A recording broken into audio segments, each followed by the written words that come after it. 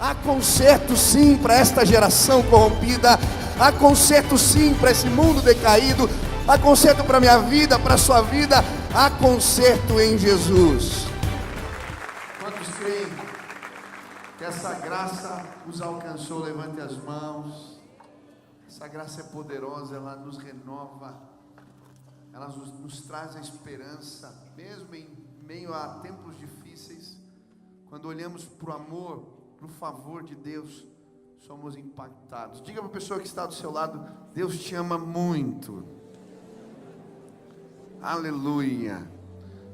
E Ele vai falar com você hoje. Quantos creem nisso? Amém? Antes de apresentar o pregador, eu queria orar, fazer a nossa declaração aqui de fé.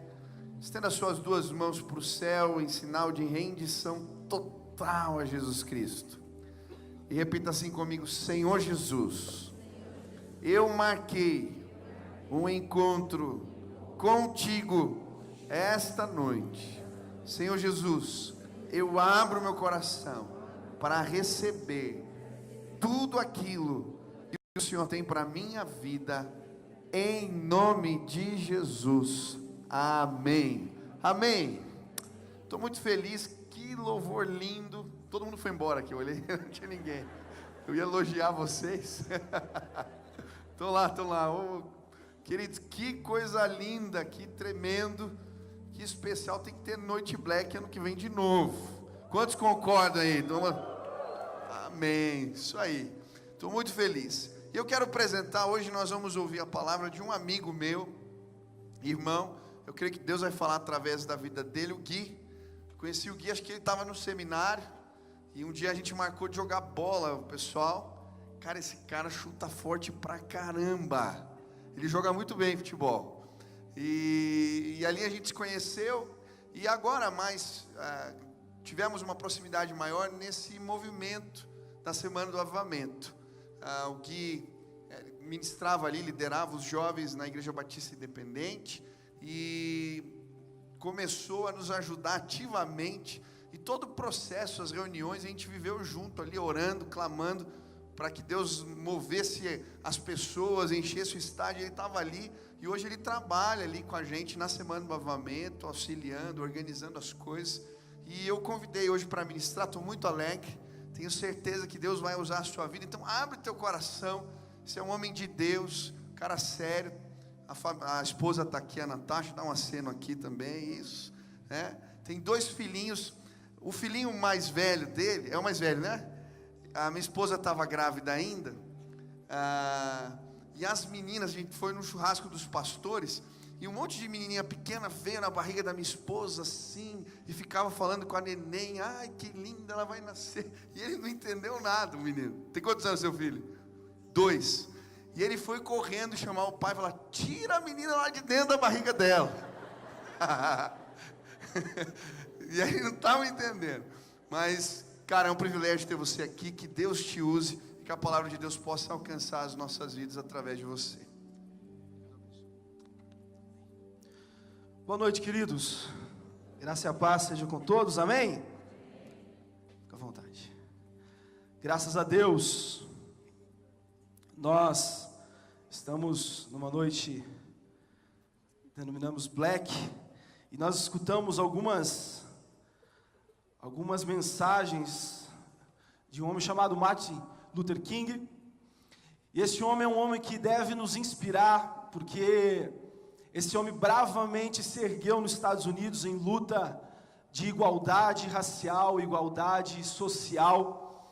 E eu creio que ele é uma inspiração para nós, e nós vimos ele no discurso mais famoso dele, I Have a Dream. E quem não tem um sonho? Creio que todos nós aqui temos um sonho, certo? Você tem um sonho? Quem tem sonho, levante sua mão. Querido, sonhar é algo extraordinário. E realmente esse homem se levantou dizendo: eu tenho um sonho onde um dia veremos a igualdade entre o branco e o negro. E esse homem se colocou em posição de liderança e levantou uma multidão atrás dele, porque ele tinha um sonho, porque ele tinha um desejo no coração de ver algo acontecendo naquele país. E nessa noite pegando esse fecho, essa direção de ter um sonho, eu creio que todos nós aqui, buscamos ter um sonho, e eu tenho um sonho, e eu creio que Deus tem um sonho para o nosso coração. Eu creio que Deus fala assim, I have a dream. Eu creio que Deus tem sonhado sobre as nossas vidas, e eu creio que Deus tem sonhado com a igreja. Nós temos vivido aqui em Curitiba algo extraordinário, querido. Unidade e avivamento entre as igrejas, as denominações, as paredes sendo derrubadas, as barreiras sendo quebradas, e nós podemos dizer que nós somos um em Cristo Jesus, e isso é avivamento, isso é milagre de Deus acontecendo. E eu creio que esse é o sonho, e tem sido o sonho de Deus para essa nação, o sonho de Deus para essa cidade. Mas eu também creio que essa igreja, ela precisa se colocar numa posição de se erguer com uma voz ativa, assim como Martin Luther King se levantou e dizer, olha, nós temos uma mensagem, nós temos algo para falar, nós temos algo a defender, porque esses movimentos que nos trouxeram a música black, a música soul, eles se levantavam a defender uma causa. E querido, a igreja, eu creio que a igreja tem um grande papel em defender algo. E eu quero falar hoje exatamente isso, a defesa da sua fé, a defesa daquilo que Deus tem colocado no seu coração, aquilo que Deus depositou na igreja do Senhor. Eu tenho um sonho que a igreja cumpra a plena vontade do nosso Senhor Jesus Cristo. A defesa da nossa fé. Quando nós olhamos para Romanos, no capítulo 10, se você gosta de Bíblia, querido, hoje você vai amar a pregação. Romanos capítulo 10, eu gosto de ler a palavra. Romanos 10, 17 diz que a fé vem pelo ouvir, e ouvir a palavra de Cristo, de Deus. Então, quando nós dizemos a defesa da fé, quando nós dizemos que a igreja vai se levantar para defender a sua fé, nós estamos dizendo que a igreja vai se levantar para a defesa da sua palavra. Mas por que nós devemos nos levantar, Guilherme? Querido, nós estamos vivendo em dias onde coisas e situações têm acontecido, e é necessário que a igreja se erga. É necessário que a igreja possa levantar a sua voz e dizer, olha, a have a dream, eu tenho um sonho onde a palavra do Senhor seja cumprida nessa nação, onde a palavra do Senhor seja o centro, a direção dessa cidade, dessa nação. Eu creio nisso. E quando nós dizemos a defesa da fé, é a defesa da palavra de Deus. Nós vemos um mundo relativista.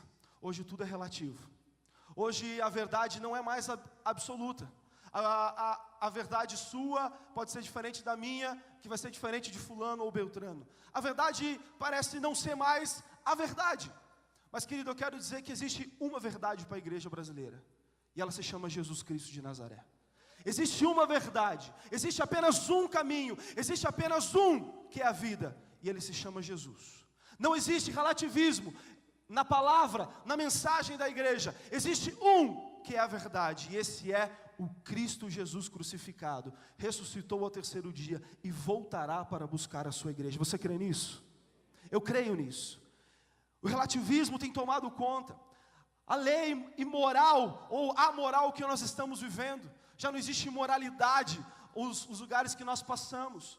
E a igreja precisa ser uma voz que precisa dizer, olha, nós temos uma mensagem, nós dizemos não à imoralidade, nós dizemos não a esse movimento amoral que está existindo no país. Querido, que absurdo nós estamos vivendo, dizendo que a arte é aquilo que nós repudiamos, e a palavra do Senhor repudia. E querido, nós somos a igreja que precisamos nos levantar em defesa da nossa fé. Não se trata de achismos, se trata do que a palavra do Senhor diz.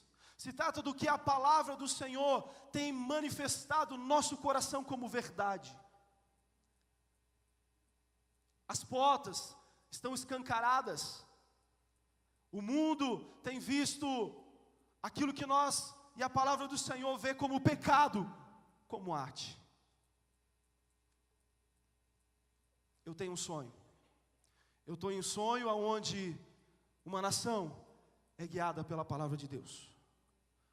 Aonde aquilo que é pecado, aquilo que é errado. E aquilo que o Senhor santifica, isso é santo.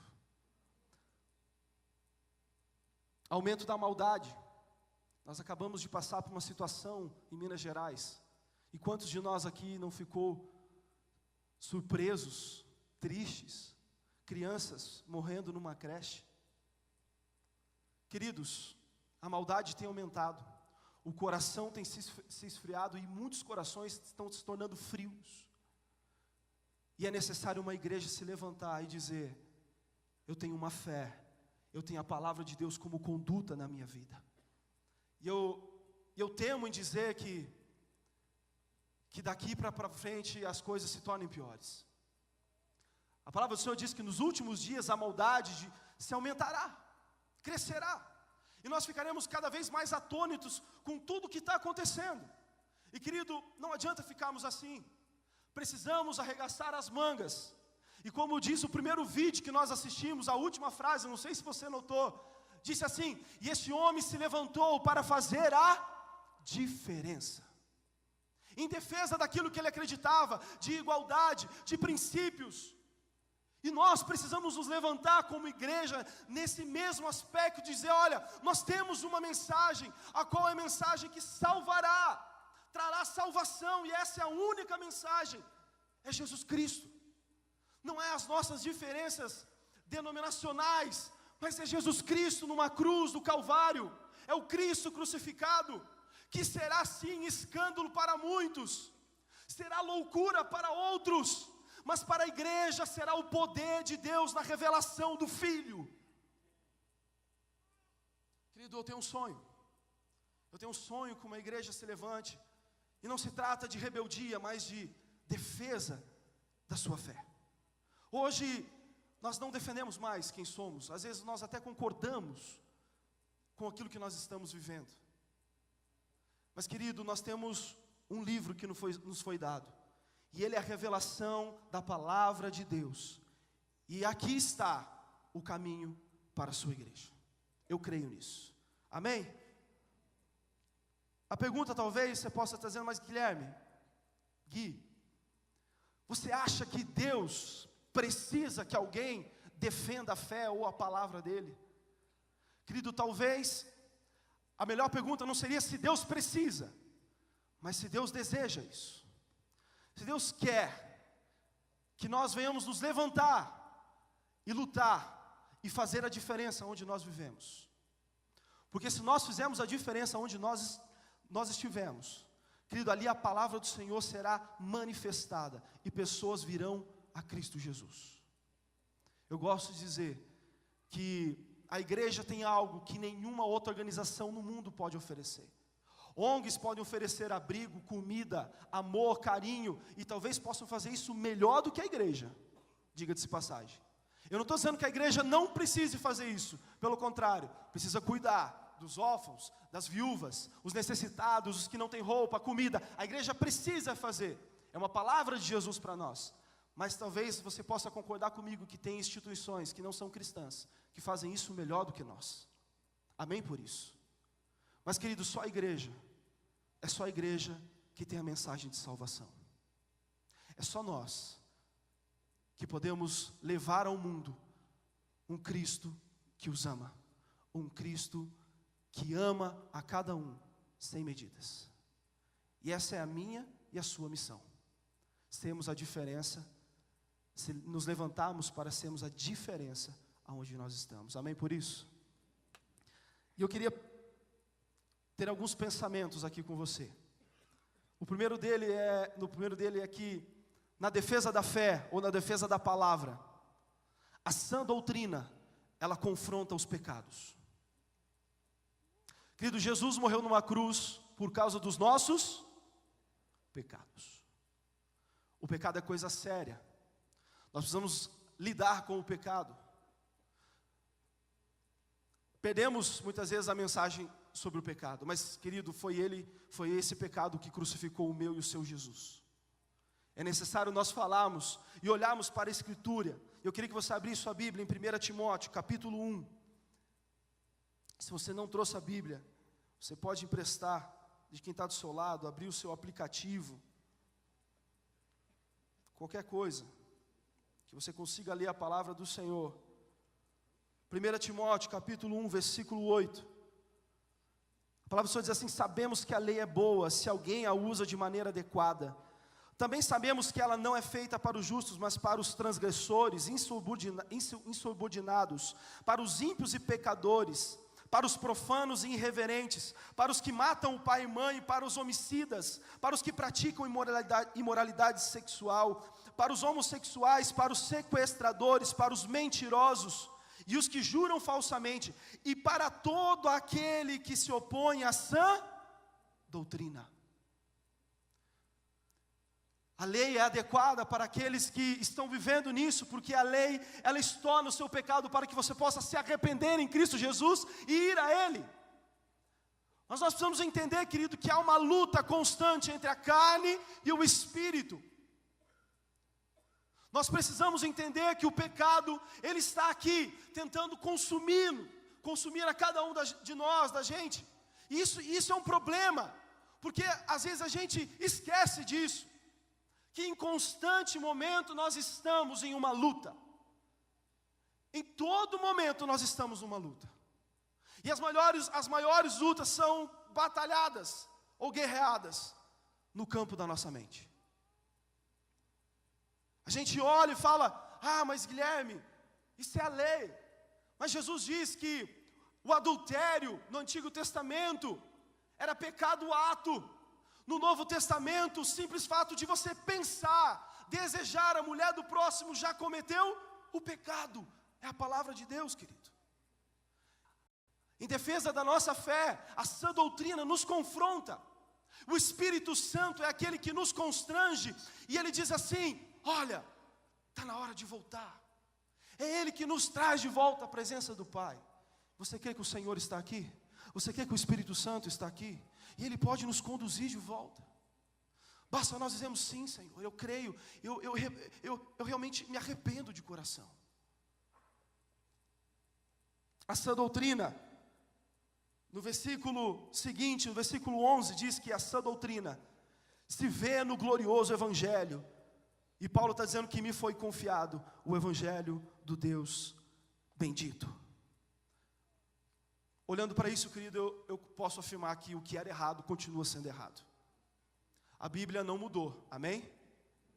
O que era errado continua sendo errado, você crê nisso?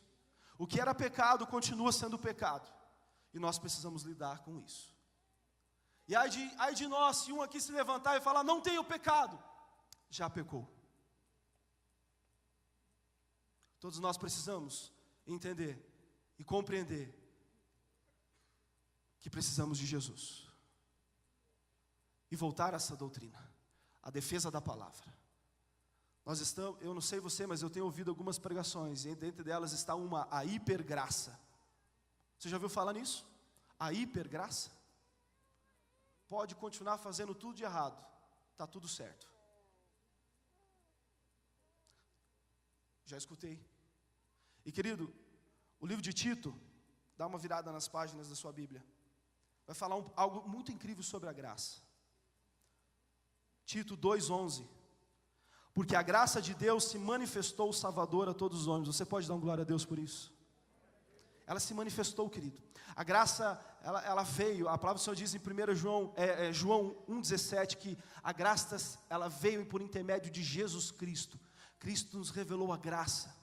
A graça veio e se manifestou salvadora a todos os homens. Versículo 12. E a graça, ela nos ensina a renunciar à impiedade e às paixões mundanas, e a viver de maneira sensata, justa, piedosa, nesta era presente. Querido, a graça não nos tira apenas do lamaçal do pecado, mas ela nos faz permanecer longe dele. Essa história de que pode pecar que está tudo certo, querido, essa graça eu não compreendo. Eu compreendo uma graça que te ensina a renunciar à sua velha maneira de viver. Você crê nisso? Eu creio. O segundo pensamento que eu quero ter com você nessa noite é que, em defesa dessa fé, como homens se levantaram na história, nós precisamos nos levantar, que em defesa da fé, contra os espíritos malignos. O livro de Timóteo, 1 Timóteo 4:1.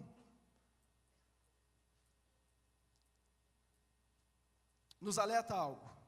Diz assim que o Espírito diz claramente que nos últimos tempos, alguns abandonarão a fé e seguirão espíritos enganadores e doutrinas de demônios.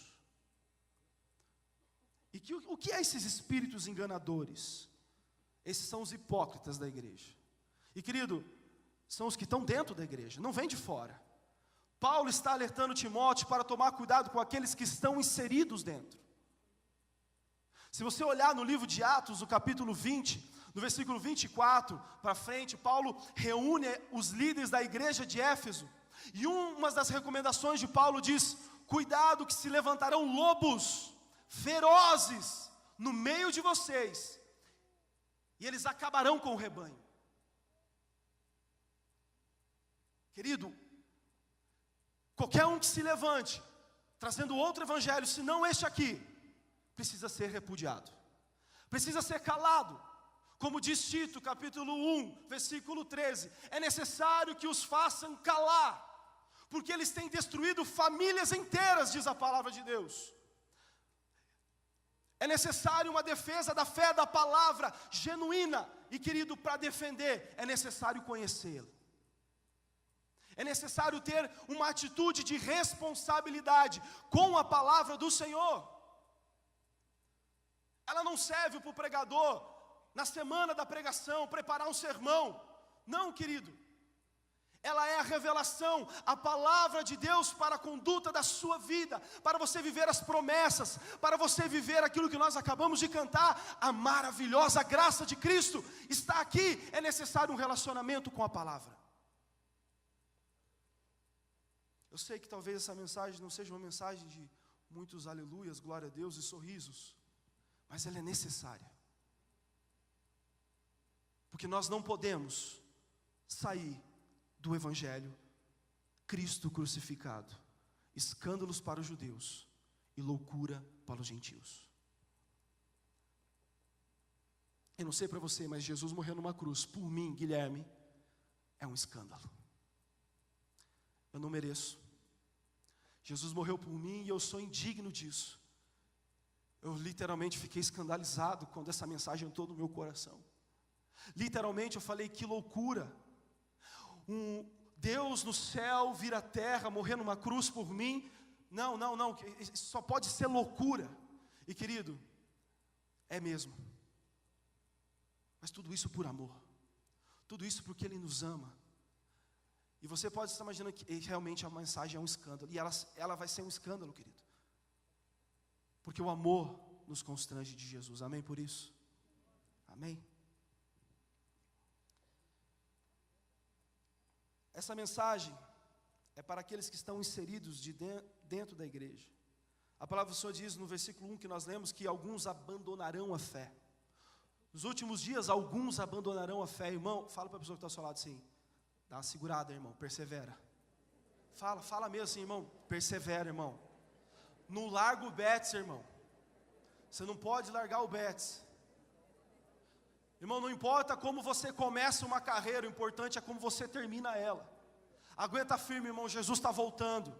Ah, Guilherme, está difícil. Não, irmão, relaxa um pouquinho, Jesus está chegando, irmão. E quando chegar, Ele vai se revelar exatamente como Ele é. E Ele vai levar a sua igreja para o céu. E nós vamos participar das bodas do Cordeiro junto com Ele. Estaremos eternamente ao lado dEle. Mas até lá, irmão, segura a onda, segura a fé. Não deixa ela sair do seu coração. Porque o diabo, ele engana. Ele fez isso desde o começo com Adão e Eva. Foi ou não foi? Ele enganou a Eva dizendo, não, Eva, não é bem assim, você não vai morrer. Ah, irmão, é assim. Ela comeu e morreu. E ele vem com algumas vozes, e a palavra do Senhor diz que no mundo existem muitas vozes. O pastor Luciano Subirá tem um livro que fala sobre isso. E uma dessas vozes é o engano. Satanás vem tentando enganar a sua igreja e os fiéis em Cristo Jesus, dizendo, ei, não é tão assim, não é tão assim, querido. Relaxa, não precisa ser tão assim, querido, é. A Bíblia diz sim ou não. Em cima do muro, irmão, é não. Eu não estou dizendo que todos nós vamos ser perfeitos, impossível. Só no céu, querido, e nós vamos chegar nesse estado. Mas, querido, existe uma conduta que Deus nos chama, e a conduta é como Ele mesmo é: sede santos como eu sou. Processo de santidade. Esses hipócritas precisam ser silenciados. Tito diz isso, no livro de Tito. E quem são esses hipócritas? É os mesmos que Jesus condenou na época dele. Querido, naquela época já tinha hipócrita. Imagine, se não vai ter hoje. Se Jesus lidou com hipócrita, você acha que a gente não vai lidar hoje? Guilherme, o que é um hipócrita? É aquele que diz ser alguma coisa e não é. É aquele que diz que prega ser alguma coisa, mas não é.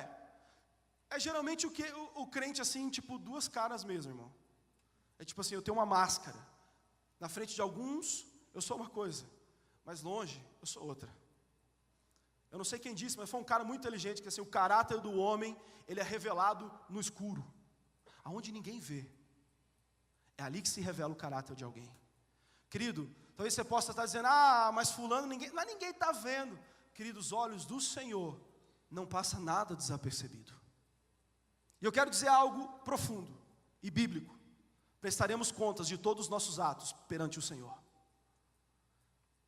Prestaremos contas. Persevera na fé, irmão. Aquilo que Deus colocou através do Espírito Santo, depositou no seu coração, precisa ser alimentado. Alimente a fé em Cristo Jesus. Alimente a fé na palavra do Senhor. Mateus 23, 13 diz que Jesus está dizendo: ai de vós, escribas e fariseus hipócritas, porque fechais o reino dos céus diante dos homens, pois vós não entrais e nem deixais entrar os que estão entrando. O que está dizendo essa palavra? Os hipócritas não entram no reino do céu, e eles estão fechando a porta para aqueles que estão indo para lá. Engano, a voz do engano. Nós precisamos estar alertas, com o discernimento do Espírito, a flor do nosso coração, para ouvir a voz do Espírito e dizer: não vá para lá. Amém? É necessário viver apenas um evangelho. O que eu posso dizer sobre isso? Obrigado, querido. Nem sei se é para mim, né? Mas eu falei obrigado. Eu acho que é para mim, irmão. Eu gosto de Paulo, porque Paulo, no livro de Gálatas, abre o livro de Gálatas, querido. Olha quem é esse homem pregando o evangelho de Cristo. Talvez você nunca se atentou para esse texto. Gálatas 1:6. Gálatas já tinha pregado, Paulo já tinha pregado para os Gálatas. E aí no versículo 6 ele diz assim: eu me admiro que vocês estejam abandonando tão rapidamente aquele que os chamou pela graça de Cristo, para seguirem outro evangelho. Querido, na época de Paulo já existia outro evangelho sendo erguido, e não era Cristo crucificado, não era a ressurreição de Jesus. E ele diz que na realidade não é o evangelho. O que ocorre é que algumas pessoas estão perturbando, querendo perverter o evangelho de Cristo. Mas ele diz assim: mas ainda que nós, olha só, Paulo tinha pregado aos Gálatas, e agora ele está pregando novamente para Gálatas, dizendo assim: mesmo que nós que pregamos a primeira vez, venhamos, ou um anjo do céu, dos céus, pregue um evangelho diferente daqueles que lhe pregamos, que seja anátema, amaldiçoado. Paulo se coloca e diz assim: querido, talvez eu possa virar minha biruta daqui a uns anos, e se eu virar minha biruta e eu vir aqui, olha a responsabilidade com o evangelho desse homem, irmão. Se eu virar minha biruta, eu vir aqui pregar um evangelho diferente do que vocês conheceram no começo, não dê ouvidos. Mesmo se um anjo do céu vier e toda a igreja ver, e pregar um evangelho diferente do que Cristo crucificado, não aceitem. Querido, essa é a defesa da fé que eu creio que nós precisamos ter. O evangelho de Jesus crucificado, o nosso Salvador. Amém? 2 Timóteo 4, 1 ao 4. 2 Timóteo, segunda carta a Timóteo. Capítulo 4. Versículo 1 diz assim: na presença de Deus e de Cristo Jesus, que há de julgar vivos e mortos, por sua manifestação e por seu reino, eu exorto solenemente. O que diz o texto? Pregue o quê? A palavra. Irmãos, chega de achismos. Eu acho que a Bíblia diz assim. Querido, se você não sabe, não fala. Nós precisamos nos posicionar e pregar Querido, a palavra às vezes ela é uma semente, eu creio nisso, amém? Você leu João, você lê o texto e fala assim, que a palavra é lançada como semente em terra boa, amém? Eu creio nisso, mas às vezes a palavra vem como espada, e a espada ela entra e ela fere, ela corta, e a palavra diz assim, pregue a palavra, mesmo que doa a quem doer, querido, pregue a palavra, e olha só, pregue a palavra, esteja preparado a tempo e fora de tempo. Outras traduções dizem tempo oportuno ou quer não oportuno. Ou seja, se te derem a oportunidade para pregar, irmão, prega, amém? Eu gosto de Charles Spurgeon, porque ele diz assim, que todo crente, ele precisa estar preparado ou para morrer ou para pregar. Simples assim, irmão. Você precisa estar preparado. E se morrer, irmão, dá um glória a Deus indo para o céu, porque é lucro, certo? Não precisa ter medo da morte não, irmão, é lucro. Mas se você viver, se você estiver aqui vivo, viva em Cristo. E nós precisamos entender que se te der a oportunidade, você precisa pregar, irmão. Sabe por quê? Porque nós somos a única voz desse mundo que tem a voz, a mensagem de salvação para aqueles que não conhecem Jesus. E talvez na sua voz, da sua pregação, alguém possa dizer, eu, a partir de hoje, acredito no que você acabou de me falar. Querido, eu tenho um sonho em que a igreja se levante literalmente como missionária. Quem aqui é missionário? Levante sua mão. Quem aqui tem chamado missionário? Quem tem chamado missionário, irmão? Irmão, se você não levantou a mão, irmão, você não entendeu. É verdade. Ah, Guilherme, não sei não, esse negócio de missão aí, passar fome, necessidade no campo missionário e tal, essas paradas não é comigo. Irmão, missão é a missão da igreja. E a missão da igreja é da igreja, ela não é específica para fulano ou beltrano, ela é da igreja. Quem aqui um dia se entregou a Cristo, eu quero dizer para você, você está dentro de uma missão. E a missão foi dada, pregue a palavra a toda criatura. Marcos diz isso. Quem aqui é missionário, levante sua mão. Ah, Jesus aumentou, amém. Algumas mãos não levantaram ainda. Mas não se preocupe, irmão, Deus vai tornar você um missionário, lá na sua faculdade, porque lá é o seu campo missionário, é ou não é, Lucas? A sua família é um campo missionário, talvez você tenha primos que não tenha Jesus. Ah, irmão, você quer campo missionário mais difícil do que falar de Deus para a família? Jesus diz algo que assim é difícil lidar, irmão. Profeta não faz milagre na sua terra. Mas nós não podemos parar. Porque a mensagem de salvação está em nós e precisa ser passada adiante. Estão comigo? Quem está entendendo, diga amém. E a palavra do Senhor continua, nesse texto de Timóteo, diz assim, no versículo 3. Presta atenção, irmão. Vê se não está meio ligando com os dias de hoje. Pois haverá um tempo em que eles não suportarão a sã doutrina. Pelo contrário, eles irão se cercar de mestres segundo as suas próprias cobiças ou desejos, como que sentindo coceira no ouvidos. Deixa eu explicar esse texto. Tem alguém escutando a mensagem é uma mensagem de renúncia. Você precisa abandonar a velha vida de viver, a velha maneira de viver. Você precisa viver uma vida de santidade, uma vida missionária, uma vida com Jesus Cristo. Você precisa abrir mão de tudo que passou e dizer, Jesus, a minha vida é sua. Eu não, já não sou eu quem vivo, Cristo vive em mim. Já estou crucificado com Cristo. Essa é a mensagem. E aí, às vezes, irmão, isso mexe comigo, sabe? Porque às vezes eu não quero. Às vezes eu falo assim, ah, Senhor, já não sou eu quem vivo. Mas eu não estou afim de fazer isso. E aí, querido, eu olho para esse texto, e talvez nós possamos estar sentados, escutando uma mensagem que nos confronta, e a gente começa a coçar a orelha. Ah, eu vou para um lugar que a mensagem fale mais ao meu coração. Ah, essa mensagem é muito dura. Essa mensagem me machuca demais. Porque fulano lá, fulano só pega, coisa boa assim, sabe? Bênção, alegria, todos os problemas serão resolvidos. Querido, haverá o dia que alguns não aguentarão essa doutrina. Acorda a pessoa que está ao seu lado e diga assim: continua na fé, irmão. Fala para assim: I have a dream. E o terceiro pensamento e último dessa noite que eu quero trazer é que, em defesa da fé, nós não podemos negligenciar aquilo que nos foi dado.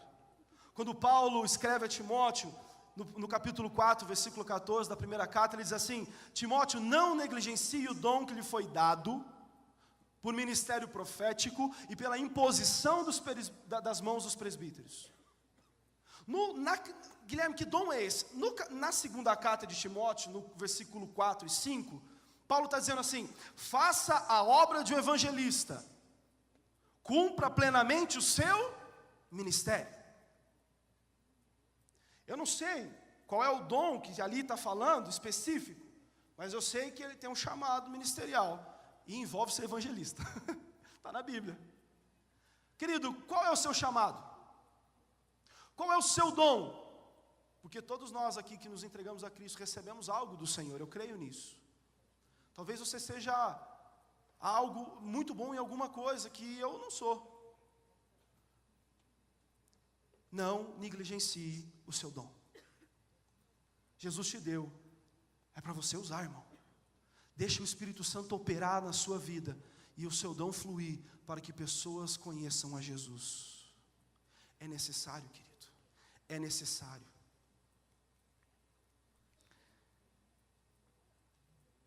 Nós estamos falando de homens que fizeram história. Eu queria falar rapidinho de 3 homens. O primeiro deles é John Wycliffe.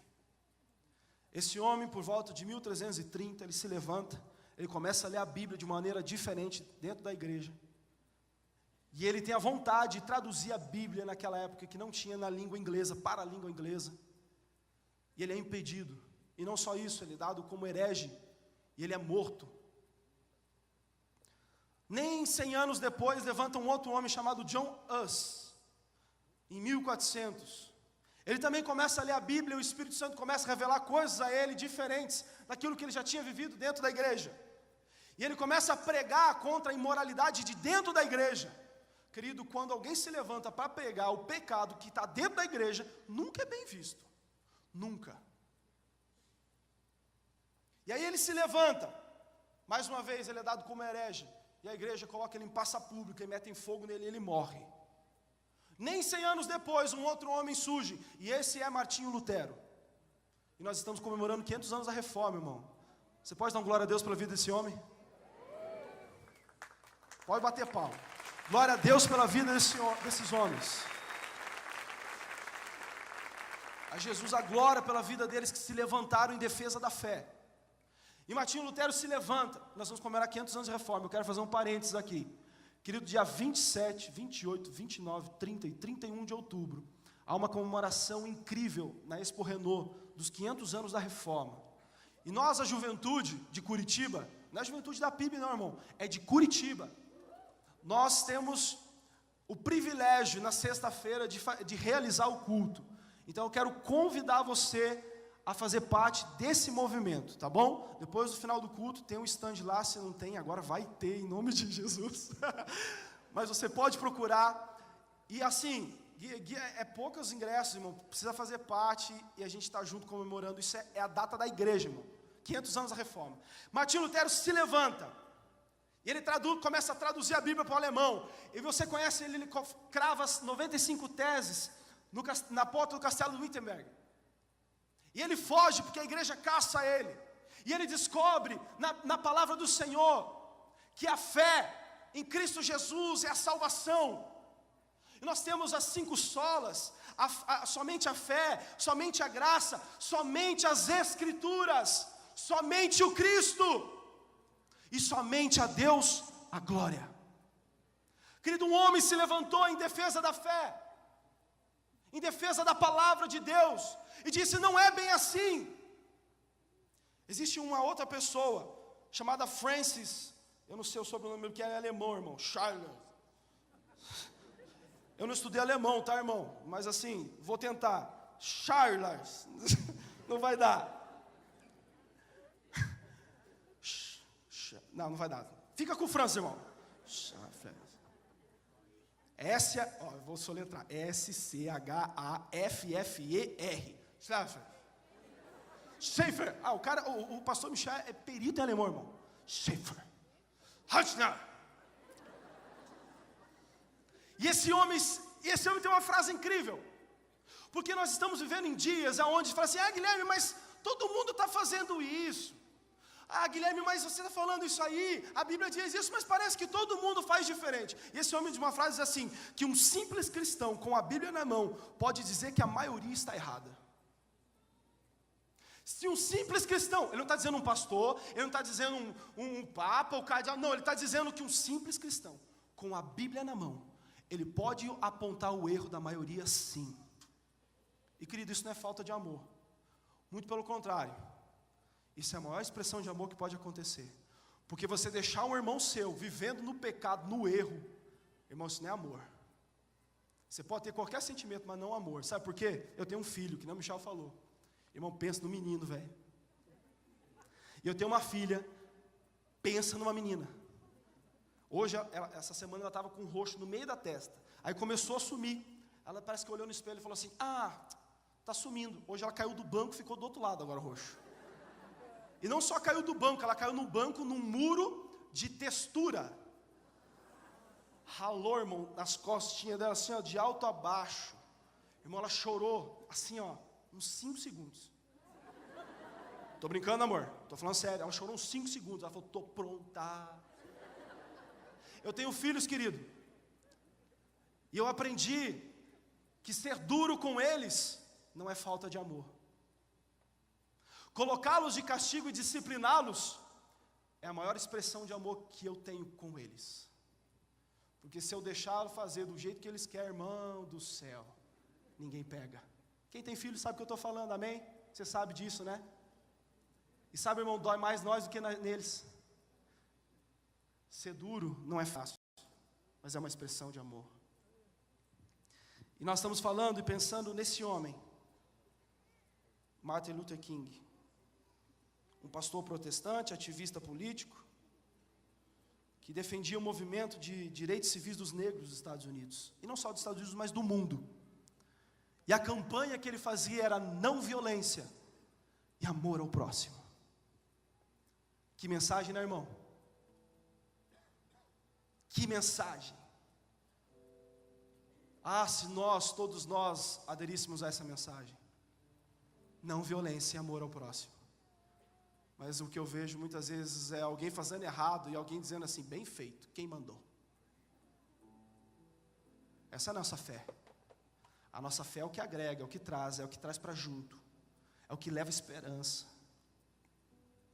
Esse homem, em 1964, recebeu o Prêmio Nobel da Paz.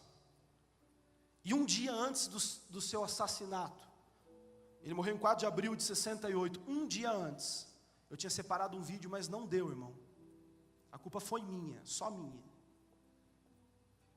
E aí, ele está proferindo algum discurso, não sei se você já viu, mas ele diz assim: eu subi ao alto da montanha, eu vejo a terra prometida,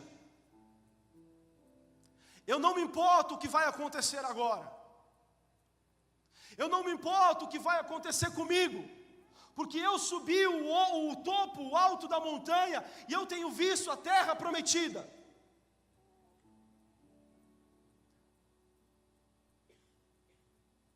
E ele termina dizendo: eu tenho visto a glória do Senhor.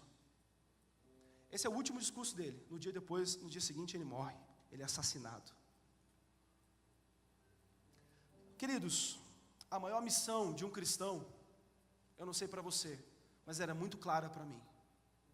Atos 1:8 diz: e serão as minhas testemunhas. E a testemunha de Jesus, querido, fala daquilo que Jesus é, e toda incumbência que leva com o nome de Jesus. Nós não podemos aceitar apenas aquilo que nos é proposto como algo, só o lado bom da história. Existe o lado da renúncia, Existe o lado em que você precisa deixar os pecados e viver uma vida de santidade, de santificação ao Senhor. Mas existe uma missão maior, que é testemunhar a Jesus. E em defesa dessa fé, eu creio, I have a dream, que uma igreja se levantará como uma testemunha de Jesus Cristo, nessa terra. E as pessoas olharão para essa igreja e dizer, o que há de diferente em você? Não vai dar tempo de ler, querido, simplesmente não vai. Mas há um texto em 1 Timóteo, no capítulo 4, que Paulo exorta Timóteo, e uma das atenções que Paulo pede para Timóteo é: seja você um exemplo para os fiéis na palavra e no procedimento, nas atitudes. A maior defesa da fé que você possa cumprir está no exemplo que você é para quem está ao seu lado. Como eu disse, talvez não seja uma mensagem de muitos glória a Deus e aleluias, mas é uma mensagem que nos leva em busca da defesa da palavra do Senhor. E eu termino essa pregação. Irmão, eu sou bem ruim de apelo, tá? Não espero que eu vou fazer um apelo super chorão assim e tal. Eu sou péssimo de apelo. Porque a palavra do Senhor, eu creio que a palavra do Senhor fala. Bom, o Michel de apelo, eu não sou. Os últimos versículos da Bíblia, no Apocalipse 22, diz assim: que se alguém tirar alguma palavra deste livro de profecia, Deus tirará dele a sua parte na árvore da vida e na cidade santa, que são descritas neste livro. Que o seu procedimento, o meu, que o exemplo da palavra que nós vivemos possa ser isso aqui, somente isso aqui. Uma vez eu escutei alguém dizer, que também não sei quem é, mas é um rapaz muito inteligente, sabe em Deus. Ele falou assim, que nenhum homem de Deus, presta atenção, nenhum homem de Deus tem algo para te dizer se não estiver aqui. A revelação completa dos céus está aqui, neste livro. Você crê nisso? E querido, eu não sei você, mas eu também faço parte desse último discurso do Martin Luther King. Eu não sei o que pode acontecer comigo se eu viver integralmente que esse livro está proposto. Mas você quer saber, irmão? Eu não ligo não. Porque os meus olhos têm visto a glória do Senhor. Isso basta. Quando você enxerga Jesus vivendo isso aqui, basta.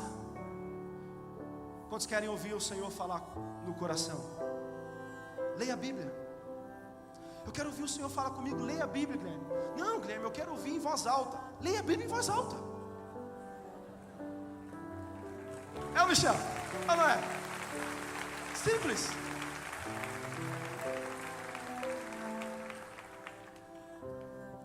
Eu creio que nós precisaremos ter esse livro guardado no nosso coração nos últimos dias. Porque nos últimos dias, queridos, serão dias tenebrosos, difíceis, mas serão dias em que aqueles que amam o Senhor Jesus, não abandonaram a sua fé, mesmo que percam a sua vida, eles serão ressuscitados por Jesus quando Jesus voltar, e irão para o céu. E essa é a mensagem de esperança. A esperança não é agora, querido. A sua esperança está na eternidade. Porque o que é agora, o que os seus olhos podem ver, é temporal, passageiro, vai acabar. Mas a fé é a esperança daquilo que não se vê. A defesa da fé tem que estar ligado na eternidade. E eu creio nessa palavra. Se você puder fechar os seus olhos, posso ter liberdade de orar? Se você quiser, faça a sua oração. Se você está nos visitando hoje, você parece não ter entendido direito essa mensagem, ou você entendeu essa mensagem de Jesus, querido, eu quero te dizer que ela é para você sim, que Jesus te chamou para isso. Como nós cantamos, Ele te ama, Ele te ama, Ele te ama, Ele te quer, Ele te ama. E a palavra do Senhor, do começo ao fim, é a expressão exata do amor de Deus por você.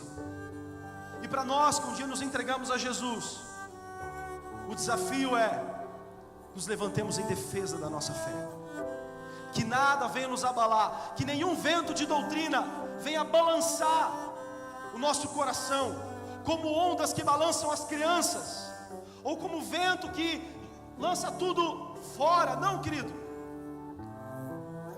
que nós possamos permanecer inabaláveis na fé, somente a fé, somente a graça de Cristo, somente as Escrituras reveladas, somente Jesus, o Filho de Deus, o Cristo, o Messias, e somente a Deus toda a honra e toda a glória e todo o louvor para todo o sempre.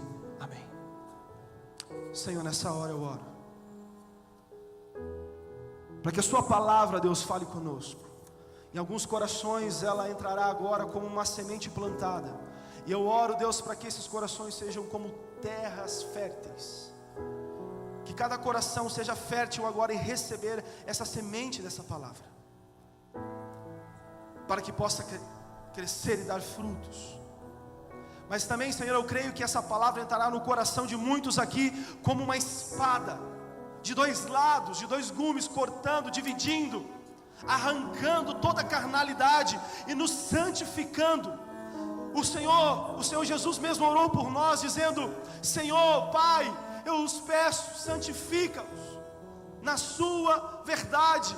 A sua palavra é a verdade, Senhor.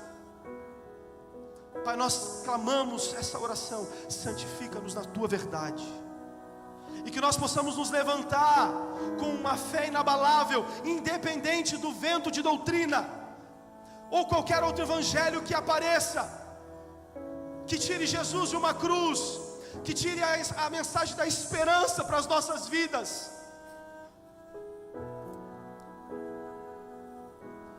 Nós não aceitamos isso. Nós aceitamos a palavra do Senhor assim como ela é. Que o Senhor faça isso em nosso coração, que o teu Espírito nos constranja, que Ele sim possa nos convencer. É a minha oração, em nome de Jesus. Amém. Que Deus abençoe a sua vida, querido.